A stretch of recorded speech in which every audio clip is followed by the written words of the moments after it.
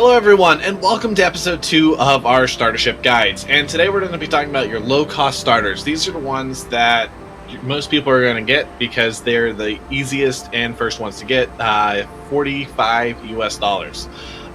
That being said, you can get these guys for less than the price of a full AAA game. And that's pretty impressive, but most people when they look at these ships talk about CCU options, and we're not talking CCU options. There are a couple of exceptions, and we'll talk about those as we reach the appropriate time. But let's go execute. Why don't you tell us about this hangar? So this is the self-plan hangar. This is the lowest quality, I guess you'd call it, of the four available hangars now. So yeah, this is the basic or the rough variant, and I like it. I think it's got a really nice industrial feel, and yeah, it's simple and effective. And it's still pretty huge as well. Oh yeah, massive. Won't hold some of the larger ships though, but we'll get to that later. So, Execute's looking at the Aurora at the moment. If you could go and have a look at, come in from the back of the Aurora, and we can actually look at the cargo capacity. This is your basic ship. It's a cargo hauler. It's introductory fighter, I suppose, as well. In that undercarriage areas where you'll be able to store a cargo container. So it's got a fair amount for a ship its size. It's a single player ship, and it's our hard points at when you first buy it are 2 size 1 guns at the front, and also it has 2 size 1 missiles mounted on the top. I'm too short. But that's not the only short. But that's not the only armament. It does have 2 additional size 1 mounts on the wings. And so you could actually mount additional guns on there. You could either mount ballistic cannons, energy weapons, etc. The biggest thing with the Aurora, though, is on the inside. The coffin. The coffin. I think that's kind of where it gets nicknamed from, this bed.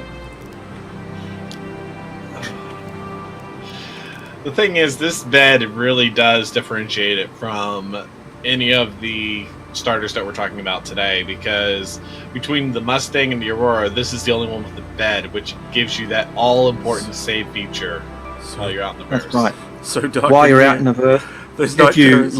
get into your bed, you'll be, and you're in space, you'll be able to actually save the game and leave, and that'll mean it will save that location and your ship. And so you'll come back, log in, you'll be in the bed, get out, start up your ship, and carry on your game. And that's a huge feature for this ship. And it's really important to think about that, because the one big issue currently between the Mustang and the Aurora is the bed. If you didn't have that bed, you basically have equivalent firepower, equivalent hauling, and a terrible view of the cockpit, as you noticed there. Struts everywhere. I just realized I didn't turn the engine on. Yeah, turn the engine on so we can see. It's very important because you also get to actually see that bed does not look like a coffin. It's true, it's not a coffin. Yeah, it looks like a furnace. You know, so instead of being buried, you're being cremated. Hey, but at least you can save the game. Yes. So there's the furnace. There we go. So that is your... does look like a pizza oven, doesn't it? Yeah. I'll have some extra toppings, please. Right. So if we approach the Mustang, as we come to the rear of a Mustang, this hole here is where you would put exactly the same size container compartment that the Aurora has. The Mustang differs from the Aurora in that it's really agile. It's kind of your starter level fighter. When you get it, it'll have these 2 size 1 guns on the bottom. On this turret, probably the biggest thing with that turret, it will actually rotate. If you're looking behind you, it will rotate and be able to shoot behind as well. But it doesn't only have those 2 turrets, it has 2 additional ones on the wings, which again you could actually put size 1 guns on. But it does lack missiles, and that's a big variation again. Bed and missiles. True, it does lack the missiles, but that is kind of, with the Aurora and the Mustang, that is a counterpoint, because the Aurora is a slower, sluggier ship. And this is the entrance point you would usually use to get into the current model of the Mustang. And it is a bit glitchy and hard, and people often punch through it. But the ship is getting a rework. And so you won't actually enter the Mustang in this way. You can see... It's probably got the best cockpit by far. Oh, it is an Best awesome cockpit view. It is an awesome cockpit view. Welcome. Your journey begins now. All systems operational.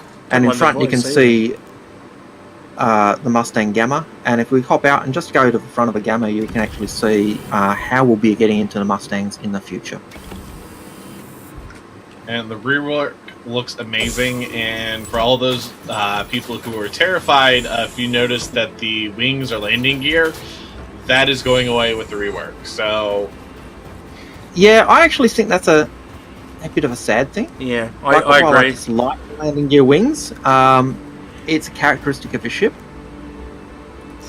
But this is how you'll enter the Mustang in the future, or something similar.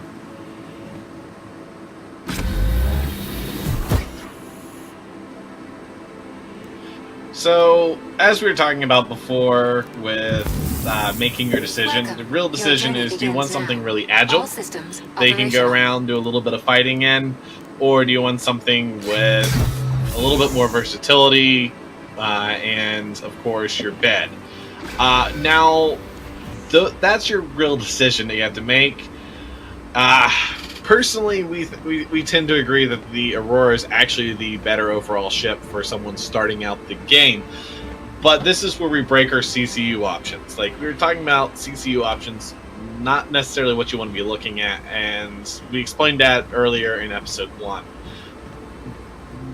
But, caveat for this, the Aurora LN. For $5 extra, so pick up your Mustang starter package, $5 extra, if you want to do that, you get an Aurora with size 2 hardpoints up on the wings. And in addition to that, you also get 2 extra missiles, an extra fuel scoop, and you also got your bed. So talk slow, I'm trying to find size 2 guns. But I'm attached. I think you used them all. I'll just grab one. There we go.